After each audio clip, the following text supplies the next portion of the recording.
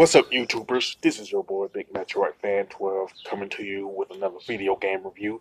And in this review, I'm going to talk about the game Friday the 13th, which was released on the NES by LJN and Atlus.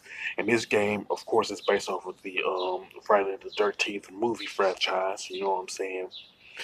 And pretty much the plot of the game is that you play as one of six counselors at Camp Crystal Lake who must defeat Jason Voorhees. Now, the plot of this game is pretty consistent with the movie franchise. You know what I'm saying? It's pretty faithful in that regard. It's just like as I go into this review, I'm going to talk about the fact that's where the comparison begins and ends at. You know what I'm saying? Because everything else is like very inconsistent with the movie franchise and stuff like that. You know what I'm saying? Now, you go throughout like Crystal Lake and stuff like that to find Jason. You know what I'm saying? In one of the cabins. You know what I'm saying? Now, the enemies in the game are like different types of zombies, crows, and wolves and stuff like that. Now, even though I'm not the biggest Friday the 13th fan in terms of the movies, I know for a fact that the protagonist in within the movie franchise did not really like encounter like crows and wolves and stuff like that. But the closest thing to a zombie will be like Jason himself. You know what I'm saying? Or like a lot of people say, he don't become a zombie until like Friday the 13th Part 6 and stuff like that. But at the same time, I can honestly say that Jason Voorhees never fit the zombie movie tropes. You know what I'm saying? All that. Now, the camp counselors in the game are George, Mark, Paul, Laura, Debbie, and Chrissy.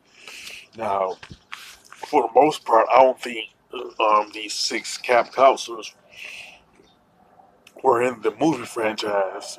For as far as I know, specifically like from the first Friday the 13th movie, you know.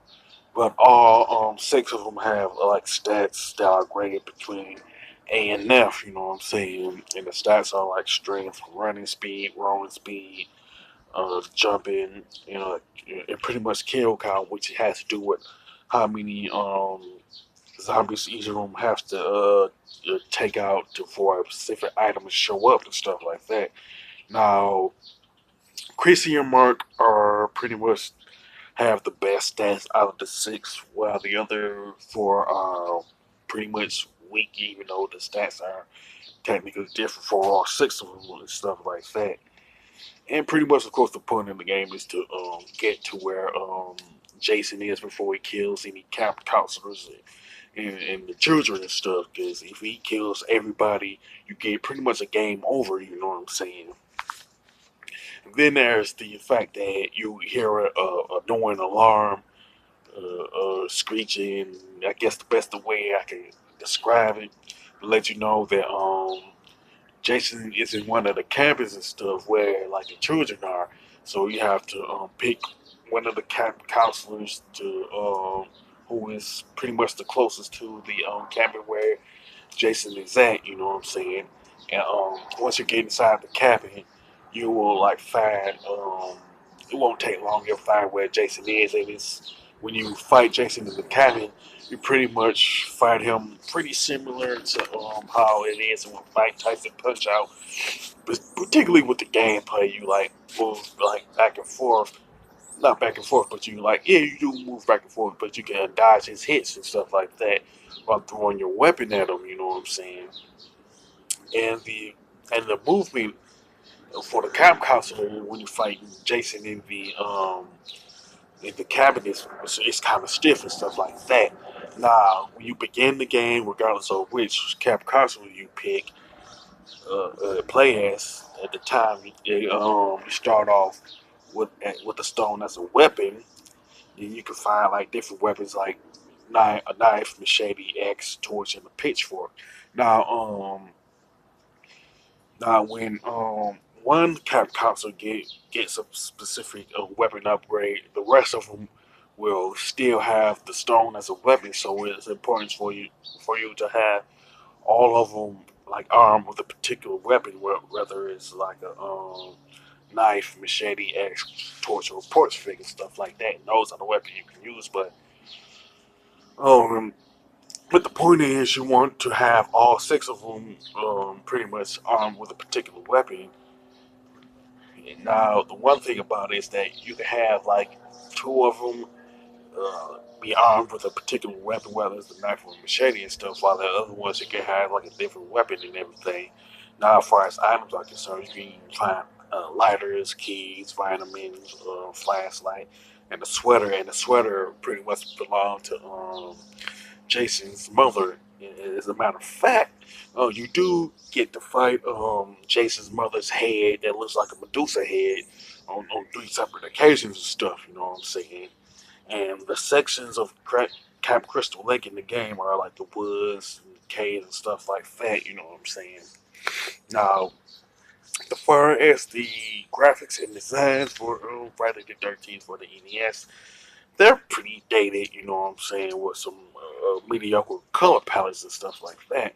Now, the controls are pretty much bland and boring.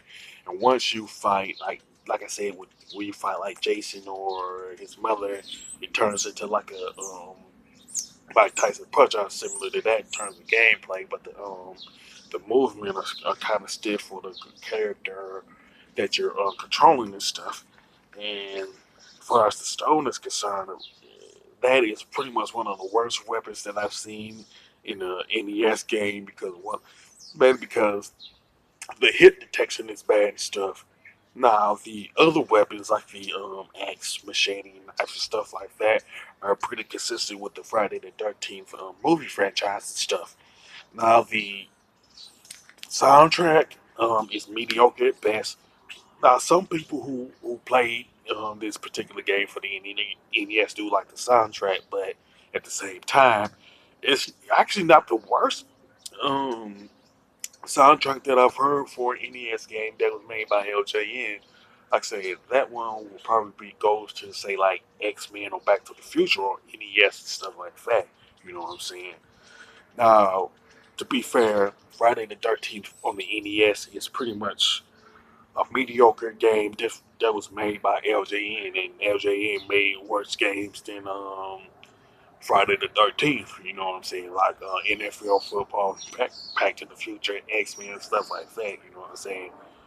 It's probably Friday the 13th is probably one of the better LJN games for the NES, but that's not saying much. You know what I'm saying? As far as the score, I definitely give it an 5 out of 10. You know what I'm saying? Because I'm gonna be honest, just a mediocre game that was made by LJN and stuff. Now, with that being said, you can sound off in the comment section about Friday the 13th for the NES. Do you like it? Do you hate it? Is it like a guilty pleasure for you and all that? You know what I'm saying? And if you like this video, don't hesitate to click the thumbs up button. Don't forget to subscribe and hit that bell notification button. This is your boy Big Metroid Fan 12 signing off.